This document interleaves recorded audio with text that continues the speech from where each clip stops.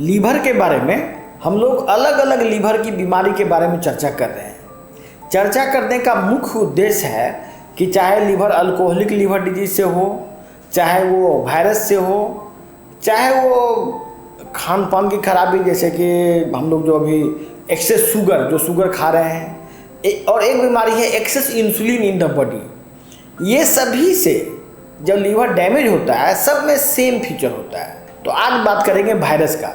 Hepatitis virus बहुत तरह से क्लासिफाई है। Hepatitis A, hepatitis B, hepatitis C, hepatitis D, ये 4 तरह का वायरस है। फिर हेपेटाइटिस ई भी एक होता है।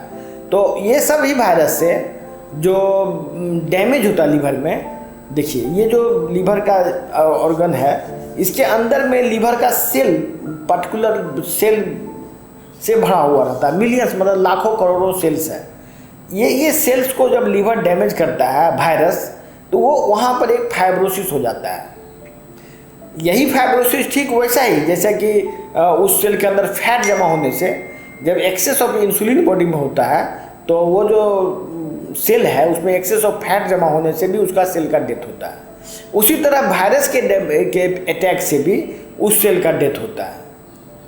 उसी तरह दारू पीने से, अल्कोहल के इफेक्ट से भी सेल का डेथ होता है। अल्टीमेटली वायरस हो या एक्सेस ग्लूकोज हो या अल्कोहल हो या कोई और डिजीज हो, बिहेवियर लीवर का सेम होता है। लीवर का अल्टीमेटली लीवर में फैटी लीवर, ये पहले फैटी लीवर में कन्वर्ट होता है। फैटी लीवर से वो फिर नोडुलर लीवर हो जाता है। नोडुलर से फाइब्रोसिस होता है। फाइब्रोसिस के बाद ये सिरोसिस में कन्वर्ट हो जाता है। तो इसीलिए यदि लीवर के बीमारी में जो एंटी हेपेटाइटिस जो ड्रग्स है, एंटीवायरल जो ड्रग्स है, एंटीवायरल ड्रग्स एक्चुअली में क्या करता है कि सेल्स को किल करता है। वायरस को डायरेक्ट नहीं मारता है। जो वायरस से इन्फेक्टेड सेल्स है उसको अटैक करता है, लेकिन उसको अटैक करने से भी वायरस तो मर नहीं रहा। वायरस को डायरेक्ट मारने के लिए कोई दवाई नहीं बनी है। तो मान लीजिए ऐसे भी यदि वायरस अंदर में है आपका, तो वो धीरे धीरे मतलब सेल का डेथ होना ही है वायरस से भी। तो अल्टीमेटली एंटी रेट्रोवायरल या एंटीवायरल ड्रग से इस बीमारी को कंट्रोल नहीं किया जा सकता है। हेपेटाइटिस का जितना भी टाइप है, hepatitis A, B, C, D, E, जो भी हेपेटाइटिस है, वो एंटीवायरल से ये कंट्रोल नहीं हो सकता है।